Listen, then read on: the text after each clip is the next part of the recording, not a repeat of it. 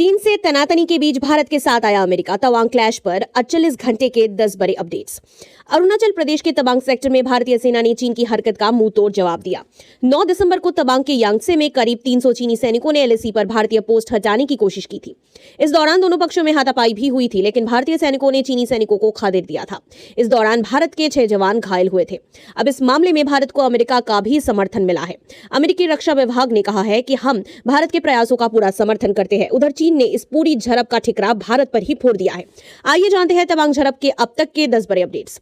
9 दिसंबर को क्या क्या हुआ। 9 दिसंबर को अरुणाचल के तवांग सेक्टर में भारतीय और चीनी सैनिकों के बीच झड़प हुई थी। सोची समझी साजिश के तहत 300 चीनी सैनिक यांगसे इलाके में भारतीय पोस्ट को हटाने पहुंचे थे। चीनी सैनिकों के पास कंटीली लाठी और डंडे भी थे, लेकिन भारतीय सैनिकों ने तुरंत मोर्चा संभाल लिया और भिड़ गए।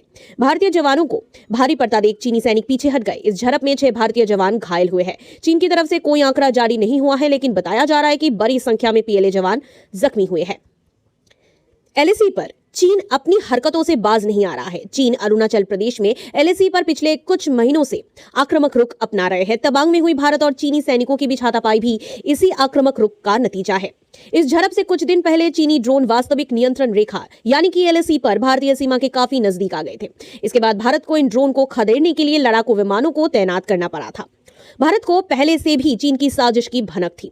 9 दिसंबर को वास्तविक नियंत्रण रेखा पार कर कब्जा करने आए चीनी सैनिकों को न सिर्फ भारतीय जवानों ने पीछे धकेल दिया, बल्कि उन्हें सबक भी सिखाया। सूत्रों के मुताबिक भारत को पहले से ही चीन द्वारा इस तरह की कार्रवाई की पहले से आशंका थी।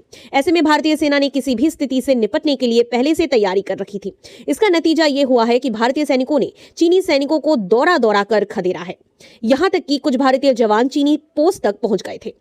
हमारा कोई भी सैनिक गंभीर जख्मी नहीं। राजनाथ सिंह। रक्षा मंत्री राजनाथ सिंह ने मंगलवार को संसद में इस मुद्दे पर बयान दिया। उन्होंने बताया है कि भारतीय सैनिकों ने बहादुरी के साथ चीनी सैनिकों को पीछे खदेड़ दिया है। उन्होंने बताया कि 9 दिसंबर 2022 को पीएलए सैनिकों ने अरुणाचल के तवांग सेक्टर के यांगसे में एलएसी पर अतिक्रमण कर यथास्थिति को एक तरफा बदलने का प्रयास किया। चीन के इस प्रयास का हमारी सेना ने दृढ़ता के साथ सामना किया। इस दौरान दोनों पक्ष आमने सामने आ गए। हाथापाई भी हुई। इस झड़प में दोनों ओर के कुछ सैनिकों को चोट आई है, लेकिन मैं सदन को बताना चाहता हूं कि झड़प में हमारे किसी भी सैनिक की मृत्यु नहीं हुई है और न ही कोई गंभीर रूप से घायल हुआ। चीनी विदेश मंत्रालय का आया बयान। चीन के विदेश मंत्रालय की ओर से तवांग में हुई झड़प को लेकर मंगलवार को आधिकारिक बयान जारी किया गया। चीन की ओर से बयान में सिर्फ बताया गया है कि क्षेत्र में हालात स्थिर है। बयान में चीन की ओर से अपने सैनिकों के घायल होने की कोई जानकारी नहीं दी गई थी। चीनी विदेश मंत्रालय के प्रवक्ता वांग वेनविन ने कहा है कि चीन और भारत बॉर्डर पर मौजूदा हालात स्थिर है। दोनों ही पक्ष सीमा से जुड़े मुद्दों पर कूटनीतिक और मिलिट्री चैनलों के जरिए वार्ता करते आ रहे हैं। चीनी सेना ने भारत पर फोड़ा ठिकरा। चीनी सेना ने कहा है कि भारतीय सैनिकों ने अवैध तरीके से बॉर्डर क्रॉस किया और चीनी सैनिकों के रास्ते में आए, जिससे दोनों ओर से विवाद बढ़ गया। चीनी सेना ने कहा है कि हमने पेशेवर तरीके से मानकों के साथ तहत मजबूत जवाबी कार्रवाई की, जिसके बाद सीमा पर हालात स्थिर हुए।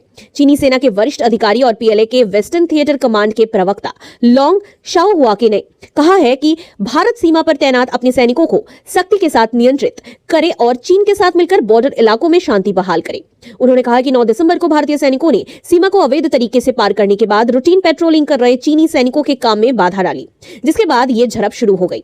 अमेरिका ने कहा, हम भारत का समर्थन करते हैं। अरुणाचल में चीनी सैनिकों के साथ झड़प में भारत को अमेरिका का साथ मिला है। अमेरिकी रक्षा विभाग पेंटागन के प्रेस सचिव पैट राइडर ने कहा है कि हम अपने साझेदारों की सुरक्षा सुनिश्चित करने की अपनी प्रतिबद्धता पर अडिग है। हम स्थिति को नियंत्रित करने के भारत के प्रयासों का पूरा समर्थन करते हैं। इससे पहले अमेरिका ने बयान जारी कर कहा है कि इस बात पर खुशी है कि दोनों ही देशों के सेनाओं ने डिसएंगेजमेंट किया और स्थिति को नियंत्रण में रखा। हम स्थिति पर पैनी नजर बनाए हुए हैं। हम दोनों भारत और चीन को बातचीत करने के लिए प्रेरित करते हैं। सीमाओं को लेकर जो भी विवाद है, बातचीत के जरिए समाधान किया जाए। भारतीय एयरफोर्स की हर गतिविधि पर नजर। रक्षा सूत्रों के मुताबिक भारतीय एयरफोर्स चीन की गतिविधियों पर लगातार नजर बनाए हुए है। उन्होंने कहा है कि भारतीय सेना हमेशा किसी भी कार्रवाई के लिए तैयार है, क्योंकि ड्रोन या किसी भी विमान को हवाई क्षेत्र का उल्लंघन करने की अनुमति नहीं दी जा सकती। रक्षा सूत्रों के मुताबिक अगर ड्रोन एलएसी के समांतर उड़ते हैं तो भारतीय सेना को कोई आपत्ति नहीं है, लेकिन अगर रडार में ये ड्रोन भारत की सीमा की ओर उड़ते हुए दिखे तो किसी भी उल्लंघन को रोकने के लिए जरूरी कदम उठाए जाएंगे। नॉर्थ ईस्ट में भारतीय एयरफोर्स की मजबूत उपस्थिति है। असम में तेजपुर और छबुआ समेत कई स्थानों पर Su-30 लड़ाकू जेट विमानों के स्क्वाड्रन मौजूद है। इसके अलावा पश्चिम बंगाल के हाशीमारा में राफेल जेट की स्क्वाड्रन है। इतना ही नहीं, भारतीय सेना ने असम सेक्टर में डिफेंस को मजबूती देने के लिए रूसी S-400 एंटी मिसाइल सिस्टम की भी तैयारी कर रखी है। संसद में हुआ जमकर हंगामा। संसद का शीतकालीन सत्र चल रहा है। मंगलवार को संसद के दोनों सदनों में भारतीय चीन तनाव का मुद्दा छाया रहा।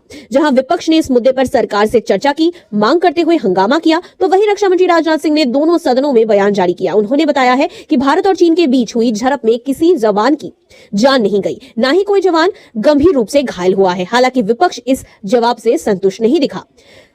खरगे ने बुलाई विपक्ष की बैठक। कांग्रेस अध्यक्ष मल्लिकार्जुन खरगे ने विपक्ष की बैठक बुलाई है। इस बैठक में सरकार को भारत चीन मुद्दे पर घेरने की रणनीति पर चर्चा होगी।